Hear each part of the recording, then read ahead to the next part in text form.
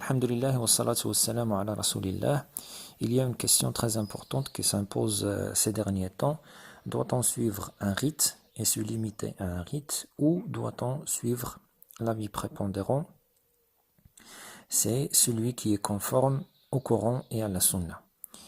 Et si on appelle un bon musulman à suivre le Coran et la Sunna, et on lui dit il ne faut pas être un fanatique d'un imam.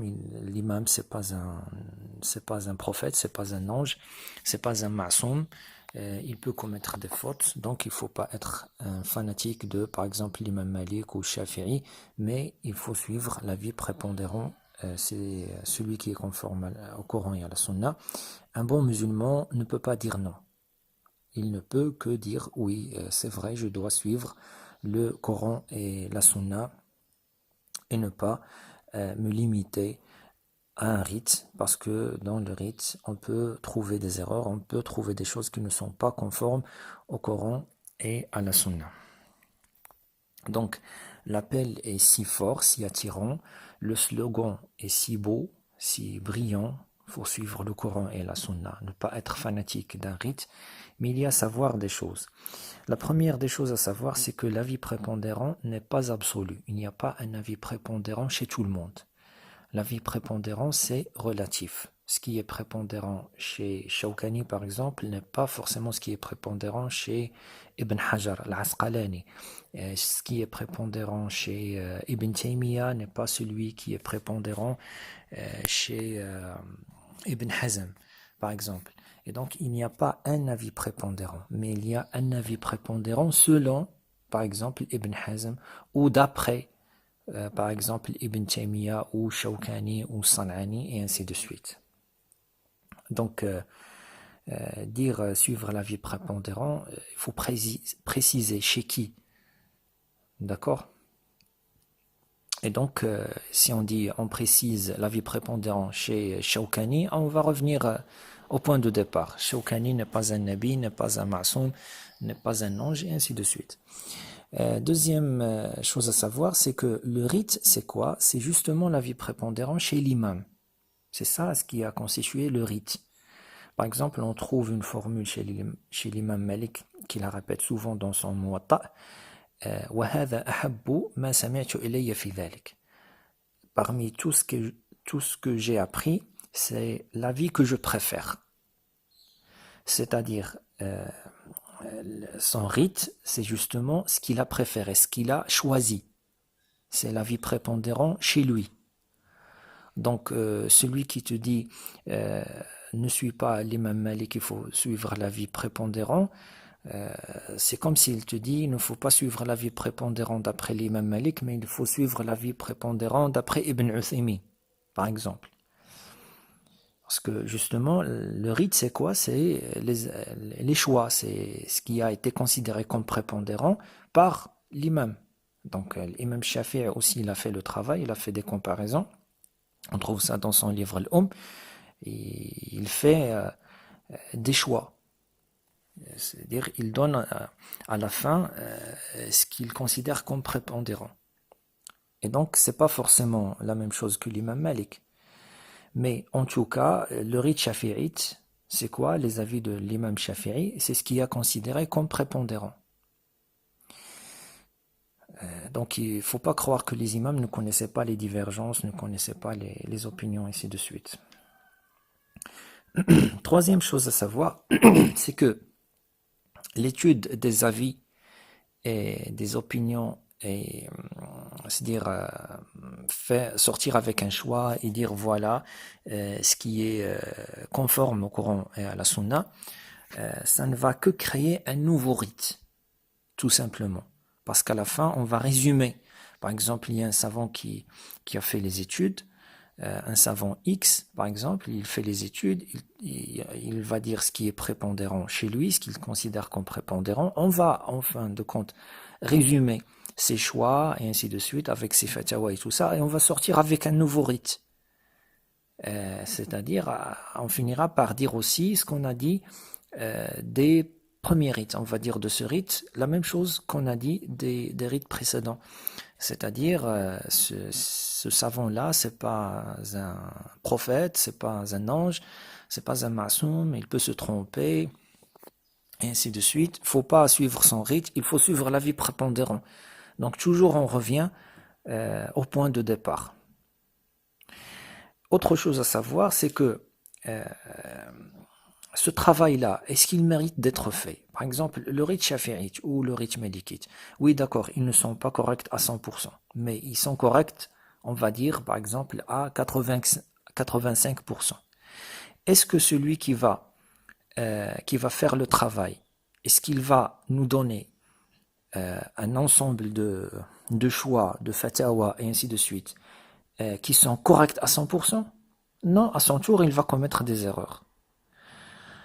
Et ce qu'il va nous donner, est-ce que ça va être plus proche de la vérité, plus proche du Coran et de la Sunna? Peut-être que lui-même, il n'arrivera qu'à 80% de ce qui est correct, ou peut-être, je ne sais pas, 78%, par exemple. Donc, c'est les savants contemporains, ils n'ont pas, par exemple, le taqwa de l'imam Malik, zuhd, le wara, ces choses, c'est-à-dire le savoir et ainsi de suite, la force en arabe de ces gens-là. On peut pas, c'est-à-dire comparer les savants actuels aux gens comme, par exemple, Ahmed ou Shafi'i, les autres imams. Il faut savoir ça.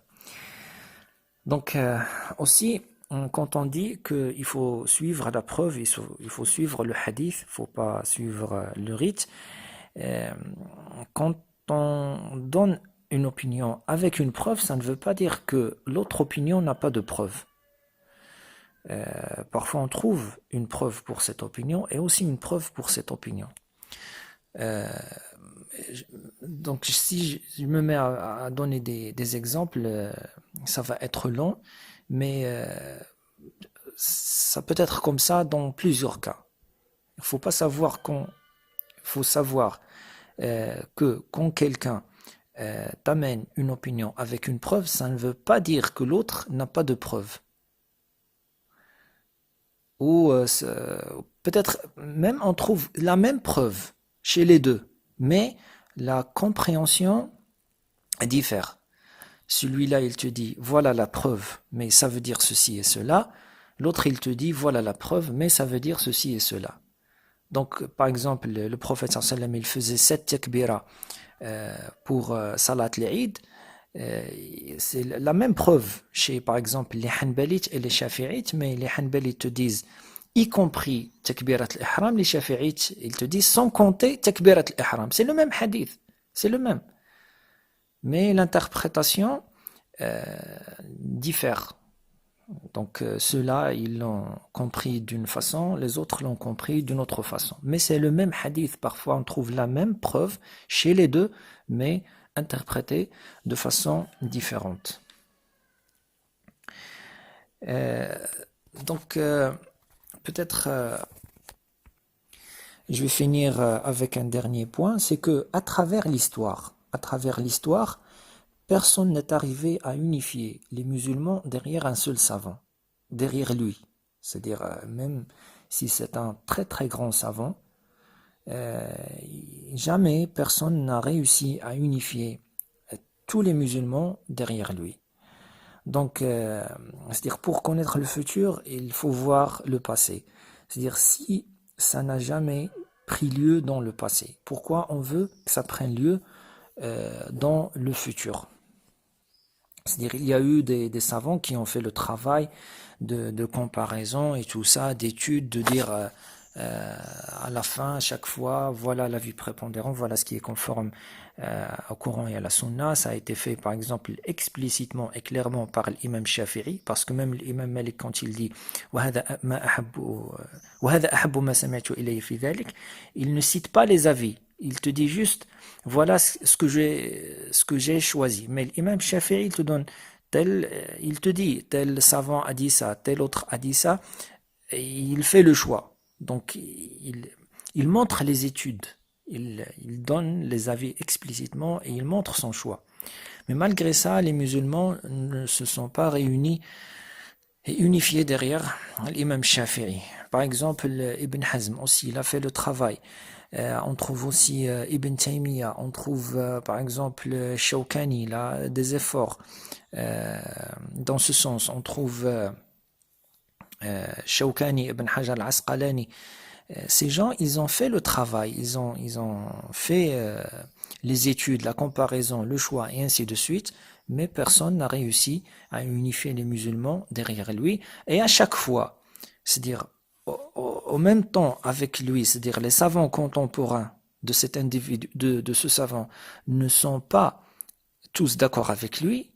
Donc à chaque fois il dit ça c'est l'avis prépondérant. On trouve d'autres qui disent non, ça c'est pas l'avis prépondérant, c'est plutôt ça. Et après lui, c'est-à-dire après lui, il y a des savants qui viennent et qui te disent non, il a dit c'est ce qui est prépondérant, mais bon, il y a ceci, il y a cela, il y a cette explication, il y a la langue arabe, il y a l'usul, il y a ce hadith, il y a ceci, il y a cela. D'accord? Donc, en même, dans la même époque que lui, c'est-à-dire ceux qui lui sont contemporains et ceux qui viennent après lui, c'est-à-dire ne sont pas forcément d'accord avec lui. Et c'est pour ça, personne n'a réussi à unifier les musulmans derrière lui. Donc, cette tentation, c'est-à-dire, en fin de compte, peut-être ne mérite pas, cet effort ne mérite pas d'être fourni. Voilà ce que j'ai à dire. Wassalamu alaikum wa rahmatullah.